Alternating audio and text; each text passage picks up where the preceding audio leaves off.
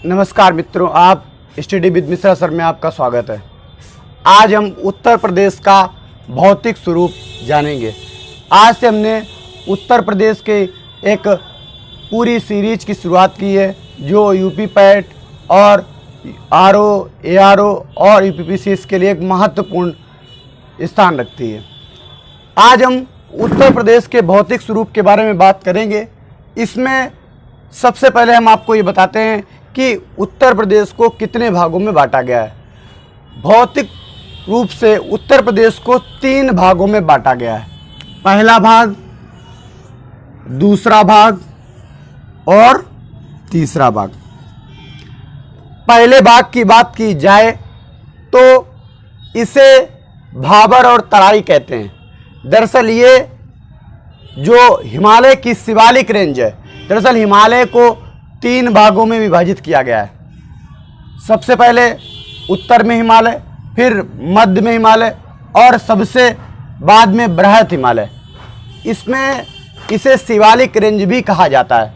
तो शिवालिक रेंज के नीचे भाबर और तराई का क्षेत्र है।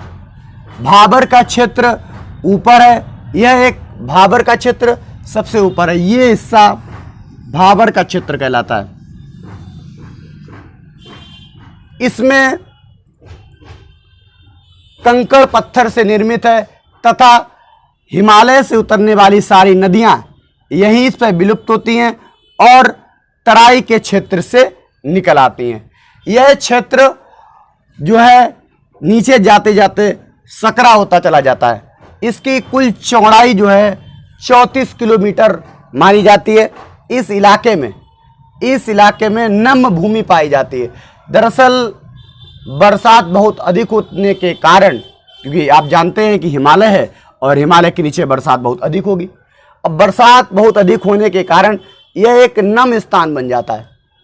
अब नम स्थान होने के कारण यहाँ पर बहुत सारी बीमारियाँ पनपती हैं। यह क्षेत्र सहारनपुर से लेकर कुशीनगर तक है, कुशीनगर पडरौना तक। आपको मालूम होना चाहिए कि शिवालिक का जो गोरखपुर में जो भाग पड़ता है उसे डुंडबा कहते हैं। अक्सर पेपर में पूछ दिया जाता है। अब इस इलाके के बाद इस इलाके में बहुत सारे जो है खेती भी की जाती है, जैसे गन्ने की खेती, तेंदू की खेती और बहुत सारी दालों की खेती जैसे, और बहुत अधिक चावल इस इलाके में उगाया जाता है। अब हम दूसरे क्षेत्र की बात करते हैं। दूसरा क्षेत्र, दरअसल ये भाग गंगा और यमुना के बीच, यानी कि इसी भाग को कहते हैं दोआब। ये दोआब का मतलब होता है 2 नदियों के बीच का क्षेत्र। इस इलाके को कहते हैं दोआब। यहाँ पर जो है बहुत सारी नदियाँ जैसे गंगा, यमुना, शारदा, रामगंगा, बहुत सारी नदियां यहाँ पर प्रवाहित होती हैं। क्योंकि हमने पहले ही पता होना चाहिए कि तराई से निकलने वाली नदियां इस क्षेत्र से होकर जाती हैं। दरअसल यह उत्तर भारत के मैदान का ही हिस्सा है। इस इलाके में बहुत सारी नदियां होने के कारण बहुत ही उपजाऊ क्षेत्र है। यह 2 भागों में यानी उपभागों में विभाजित किया गया है। पहला भाग इसे कहते हैं बांगर। पहला भाग होता है बांगर और दूसरा भाग होता है खादर। पहला भाग होता है बांगर और दूसरा भाग होता है खादर। बांगर जो होता है, बांगर इसका मतलब होता है जहां पर जो है नदियां मिट्टी नहीं ले जाती हैं, मिट्टी नहीं ले जा पाती। दरअसल बांगर का क्षेत्र एक थोड़ा उछला इलाका होता है। यहाँ पर जो है मिट्टी नहीं ले जाई जा सकती है। तो यह इलाका जो है अभी उतना जो है उपजाऊ नहीं है, क्योंकि मिट्टी जो होती है उपजाऊ होती है और ले जाया जाता है।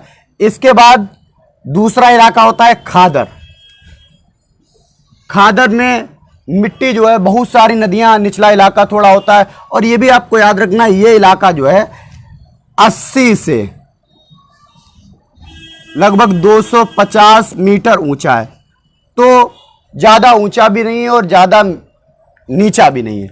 इस इलाकों में मतलब कि दोआब में दो भाग होते हैं, बांगर और खादर। खादर में दरअसल थोड़े निचले इलाके हैं, तो बहुत सारी मिट्टी जो है ले जाई जाती है। यही खादर में ही बहुत सारे चंबल और बहुत सारे जो है बीहड़ हैं। बीहड़ जो है इन खादर के मैदानों में ही होते हैं। दरअसल मिट्टी बहुत ज़्यादा फैला दी जाती है, तो बीच में रेवाइन टाइप के बन जाते हैं। अब आगे हम बढ़ते हैं इस क्षेत्र की ओर। तीसरा और महत्वपूर्ण क्षेत्र, इस इलाके में वर्षा बहुत कम होती है और यह अपेक्षाकृत थोड़ा ऊंचा इलाका है। और जो विंध्याचल पर्वत है इसका उत्तरी भाग है और यही इलाका बुंदेलखंड कहलाता है। बुंदेलखंड प्यासी भूमि, यानी कि बुंदेलखंड को ही कहा जाता है प्यासी भूमि। इसमें बरसात बहुत कम होती है।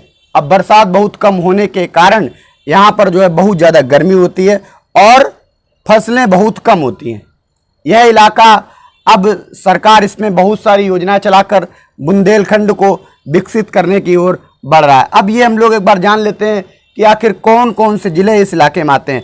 तो सबसे पहले ललितपुर सबसे पश्चिमी इलाका है। उसके बाद झांसी, और यहाँ पर पड़ता है जालौन, हमीरपुर और महोबा, बांदा, चित्रकूट, इलाहाबाद की मेजा और करछना 2 तहसीलें, मिर्जापुर का इलाका और सोनभद्र, साथ ही साथ चंदौली का भी थोड़ा इलाका आता है। इस इलाके में बहुत ज़्यादा जो है पिछड़ापन है, बहुत ज़्यादा गरीबी है। इसको बहुत ज़्यादा दूर करने की ज़रूरत है। इसके दक्षिण में मध्य प्रदेश है।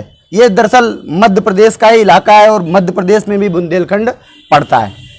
इस इलाके में जो है जल कम होने के कारण बहुत छोटे पेड़ पौधे होते हैं, बहुत ज़्यादा पेड़ पौधे नहीं होते हैं और बहुत ज़्यादा पिछड़ा इलाका इसीलिए होता है। और फसलें भी बहुत ज़्यादा नहीं होती हैं, लेकिन खास करके इन इलाकों में जैसे महोबा में पान की खेती बहुत ज़्यादा होती है। आपको मालूम होना भी चाहिए कि पान सबसे ज़्यादा महोबा में होता है।